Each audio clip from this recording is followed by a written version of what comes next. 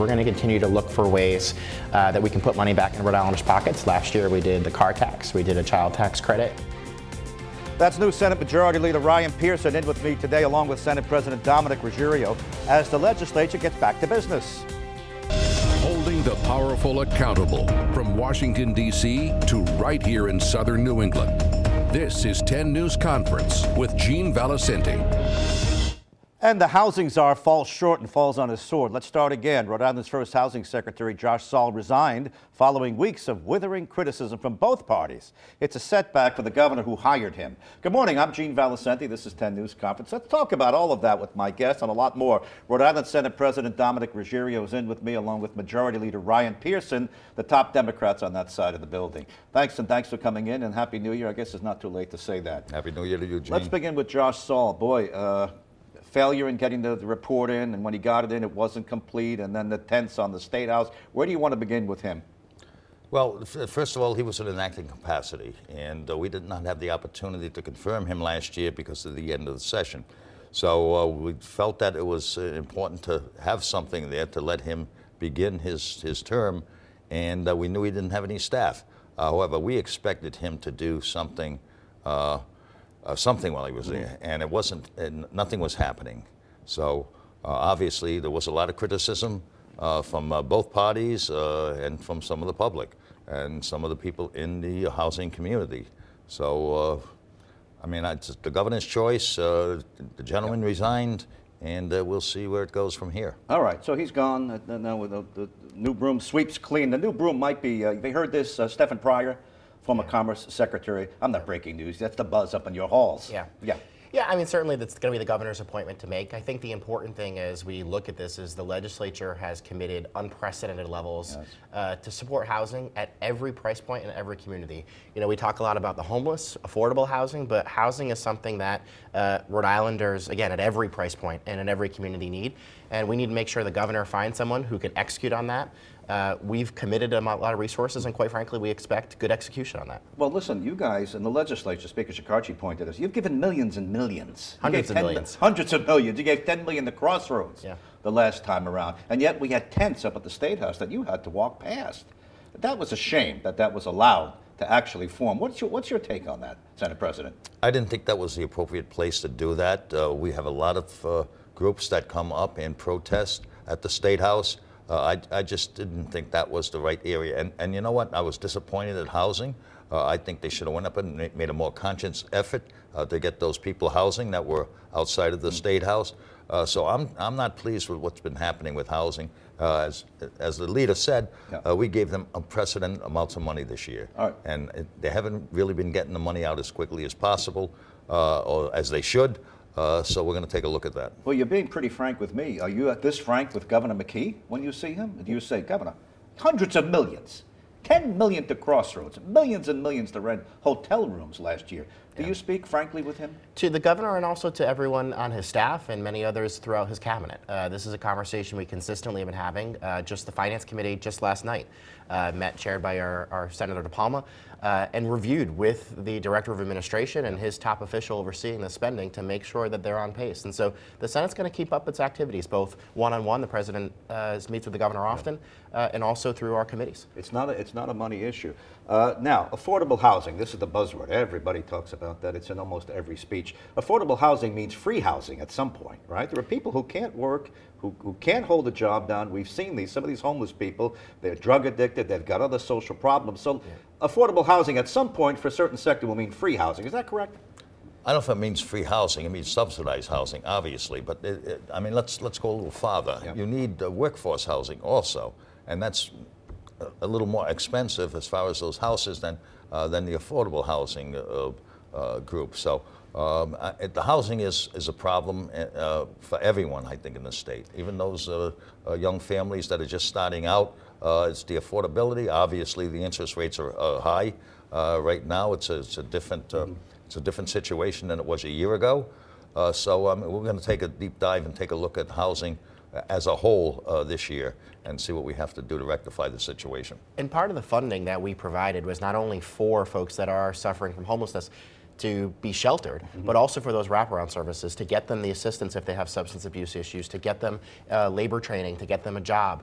There's a lot of wraparound services that we've provided funding for and that a lot of these departments and partners are on the hook to deliver to make sure that we can transition as many of these people into permanent housing and permanent lifestyle changes. All right, well, let's hope the new czar, whoever that is, comes in and is going to do a better job than we've done. And the problem persists. It's been with us for years. Some of this stuff appears to be unsolvable, but perhaps we need to be a little optimistic that we can help the homeless and do a little better by them and coming. Now, let's talk about the schools. We need to do better with the schools as well. You know, the Education Commissioner not that long ago, she said 3 to 5 years until we get back on track. And that's not Providence, where the state continues its takeover. You were on with me, I think even before the takeover, and you said, I want a real role in these schools, and we have to look at everything. Where do we stand with this? Well, we're going to take a very deep dive regarding schools and education per se. There's a lot of things happening. I think a lot of the ills of what we're going through right now is surrounded on education. We've done, obviously, we've done bond referendum to improve the condition of these schools. There's learning loss that we have to deal with. There's mental health issues, not just with the students, but also with the teachers. They're being affected by everything that has happened since COVID. So there's a lot of issues going around. We're very supportive of universal pre-kindergarten. For 3 and 4-year-olds. I think they have to get into school quicker, get educated a little earlier, especially when you're in a global economy, and especially with the learning loss that we've experienced in the state. You know, I know Providence, the governor took the Providence schools over. That was Governor Raimondo. Governor McKee, he's like the de facto superintendent. How much do you want in on the direction of that school system? At what point is it pulled back? And how about the mayor a couple of weeks ago telling me on this very program, I'm not going to send my little boy there. I'm not sending to public schools. Absolutely not. What's your take on all this? Well, the Senate over the last few years took a series of actions. So in 2019, we brought in a new accountability law. It gave more power to principals, more power to local superintendents, also required high quality curriculum to be in every school. Those things are beginning to burn in, and we should begin to see those results. I think that's statewide. I think specific to Providence, I know Mayor Smiley just did a full listening session last weekend and at the end of his first week in office. And I think he's going to be a very active mayor on education, and I think he's going to want to have a role and help lead that system through. I think, you know, all eyes are on Providence for good reason, and there's a lot of folks there that are going to continue their work, but we also can't forget about Pawtucket. We can't forget about Woonsocket. We can't forget about... The scores are worse, by the way. And their funding in some of those situations is worse in those communities. And so we have to make sure that every community is being brought up and our focus remains across the entire state. Yeah, Senate President, am I correct? You echoed Mayor Alorza's comments about you don't want to send your grandchildren to a public school that would be in that kind of a shape, do you? Did I hear it correctly? That is absolutely correct. Why would I want to send my grandchildren, or if my children are older, why would I want to send them to a failing system? Mayor Alorza also said it's the teachers that are the problem as well. He said I couldn't wrestle control of that teachers union. And how about the other mayors who came out, previous mayors, and said, Brett Smiley, get off on the right foot. Make sure you get the upper hand on them before they get the upper hand on you. I think it's a negotiating process. I think the teachers have some great ideas.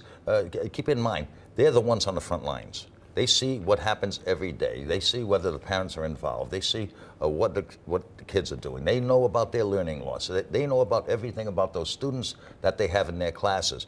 I think the teachers can be very positive as far as their contributions, but I think you need everyone all in. I think you need the parents in. I think you need government on the highest level in.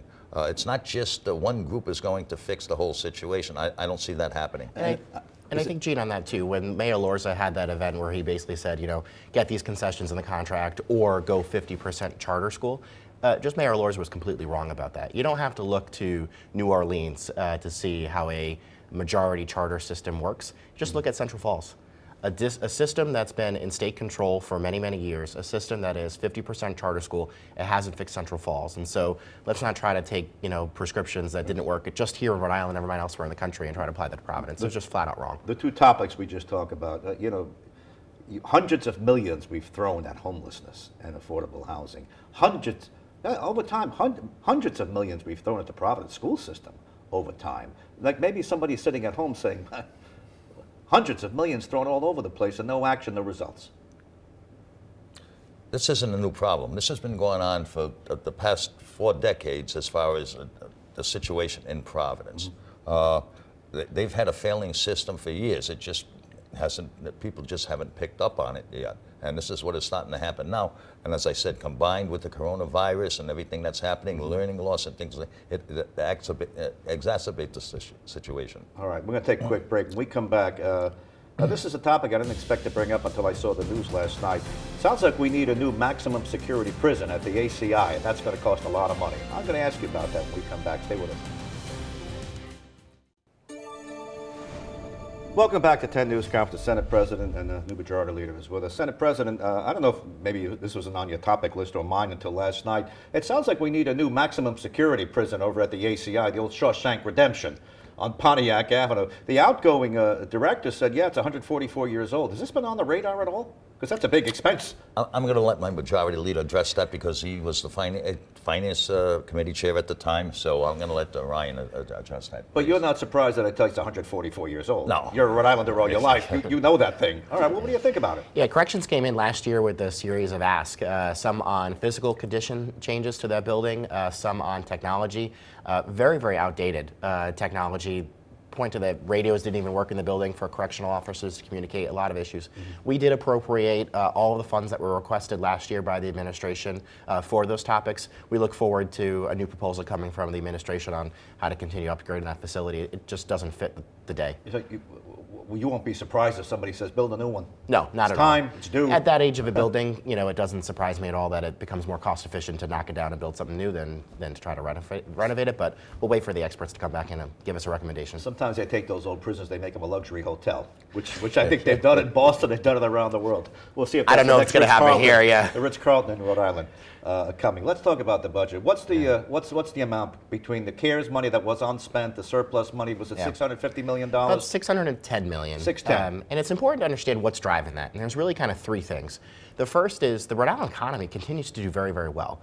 And so when we did the budget, we assumed that there'd be some softening, maybe a recession. We haven't seen that, and the forecasts for that are getting better. And they're getting pushed out further. And so tax collections continue to come in, Rhode Islanders continue to spend. That's a big piece of it. There is some piece of it that is federal money. We're continuing to get some reimbursements on the healthcare side. And then the third thing is staff vacancies. We have over 1,000 open jobs in state government. When you have 1,000 open jobs in state government, and some of them are correctional officers. These are jobs you have to fill that are open. It creates a lot of surplus in the budget because we're not paying the salaries for those people. You know, I had your Republican counterparts in last week, and we were talking about some of this money and what Massachusetts did. Massachusetts cut a check and sent money back to the taxpayers. Is that something you would entertain? Not at this time. As the Majority Leader said, we're concerned about the potential recession. We don't know when it's coming. We don't know how severe it's going to be. I think the best thing that we can do at this point in time is put some more money in the rainy day fund and sit back and I mean, if people need money, we'll find that out. We'll take care of those people that are the most needy. And our objective this past year was to put more money in the pockets of the residents of the state of Rhode Island because of the inflation. But let me just press you a little bit, because in Massachusetts, they actually sent money back to the taxpayers, regardless of your status in life or your income. If you paid, you're going to get back because it's owed you. You don't want something like that? I don't think that's appropriate at this point in time. And while we didn't do direct checks back to consumers or to residents here in Rhode Island, we did do immediate elimination of the car tax. That was a bill that Rhode Islanders would have had to pay. It was an immediate tax cut, money kept in their pocket. We did do a child tax credit. We ensured that families had that additional money. We did get rid of the tax on military pensions. We did raise the exemption on retirement income for anybody who is retired and receiving retirement income, the amount of money that they get to keep tax-free. Okay. We made a bunch of series of changes that got money back into Rhode Islanders' pockets that weren't just hey, here's a check, but long-term things that you'll never pay a car tax again. So rather than a one-time hit, we made sure it's something Rhode Islanders keep forever. So you're saying you haven't been Scrooge, hoarding it? Absolutely not. As the President mentioned, we've been very focused on getting money back into Rhode Islanders' pockets as much as we possibly can and in a permanent way versus the one-time checks that Massachusetts did. Okay, now Speaker Sicarci said all the hands are out. I think last time we had $1 billion, it was $12 million in asks. Everybody's got their hands out. Who do you prioritize? Who gets your attention for asking for money? Well, obviously, it's what the issues are, and the issues are ever changing. we're concerned with healthcare, not only healthcare in general, what's going to happen with the state, but also healthcare as it relates to some of these hospitals. I have two hospitals that are close to my district. One is in my district that is looking to close. We have to take care of our healthcare system, try to recruit people in that business, try to get the primary care physicians to come to Rhode Island. That's what we're trying to attract, and you're not going to do that by closing hospitals. And then obviously you have to provide the service to the residents of the state. So the issues are always ever changing. Not just the one issue is standing out there this year that we're going to address. It's sort of a compilation of everything else that's going on out. There's a for-profit hospital coming to Johnston, I understand. Is that your district? No. You represent, you're next door? Yes. All right, okay. You know about this for-profit hospital coming to Johnston. That's good news. But we'll get to Johnston in just a bit. I know you're at the inauguration, handing one father handing off to the other father. What's at the top of your list? I think, as the president mentioned, healthcare is a big issue for us. I think both on the Medicaid side, we have continued investments we have to make there. There's something, Gene, that's actually interesting. The state, when it doesn't invest in Medicaid, what all we're doing is, doesn't mean that those residents aren't getting care. It doesn't mean that those costs aren't being borne. It just means there's a hidden tax in everyone's private health insurance premiums. And so the state needs to continue our investments in Medicare to stabilize the system and help bring private health insurance premiums down. And I think that's something the president and I have been keeping a good eye on, and a good amount of our members have pushed on it. And the second, as the president mentioned, it's about the issues we're working on. Education's an issue we're working on. We know we have continued work we need to do there to catch up all those communities we mentioned, Woonsocket, Pawtucket, Providence. There's a lot of work we have to do in those fronts, and so it's going to require some resources. Yeah, we're also footing the bill for the truck toll appeal. Would you support that? Do you think we can win that? I am supporting the truck toll appeal. Yes, I think we can win that eventually. What happens if it doesn't go our way?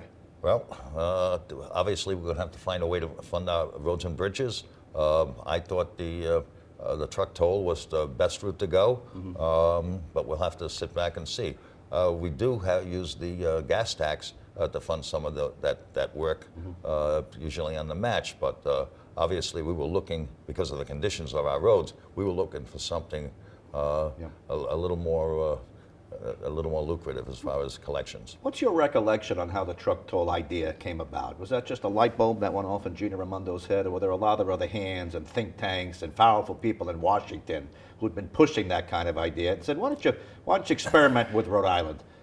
Is that your recollection? That was kind of in between the time I was the majority leader and the president. I asked the governor, Gina, at the time, if it would stand constitutional muster. Her legal counsel and her legal department assured me that it would. So obviously, once we get those assurances, we move forward to pass the truck toll legislation. All right, let's talk about small businesses. What have you got from them? So we just actually heard from Commerce last night about them getting various programs out to them. And so there's been a lot of assistance programs to help small businesses catch up and make sure they were in good health post-pandemic. We're seeing that in the numbers and the tax collections that are coming in. Businesses are doing okay, and that's really good. One of the things that we did do in the last session was we took $100 million of some of the funding we had and we put it into the unemployment trust fund. And what that did is it made sure that, one, the resources would be available there for Rhode Islanders if we have a recession and unemployment spikes, but it immediately brought the taxes down for every small business in Rhode Island, every business in Rhode Island that pays unemployment tax. It brought that tax rate down, saving them millions a year. So we're consistently doing everything we can to get some of these programs out to make sure they're in good shape, not only hold the line on taxes on them, but also get resources back into their pockets like that UI tax cut. I've just got about 30 seconds left. We had the Republicans in last week, and I said, some people say some of these Democrats might be Republicans if they thought they could win with an R next to their name. What do you think about that? Some of the more conservative Democrats as opposed to the more progressives. Look, I think some of these races, the way they've gone in the past couple of years, I think anything can happen in an election. But I don't see that as being, the route to go. And they also said, by the way, they're going to copy what you do successfully with regard to the mail-in vote and the early votes and working the places where the seniors are. I guess that's a compliment. Access to the ballot box and getting more Rhode Islanders to vote is only a good thing. If the Republicans want to join us in that, we're happy to have them work with us. Thanks for coming in to both of you. Good luck in the new session. Thank you so much. Thank you, Gene. We'll have you Always again. great to be here. Senate President and the Majority Leader. Thank you.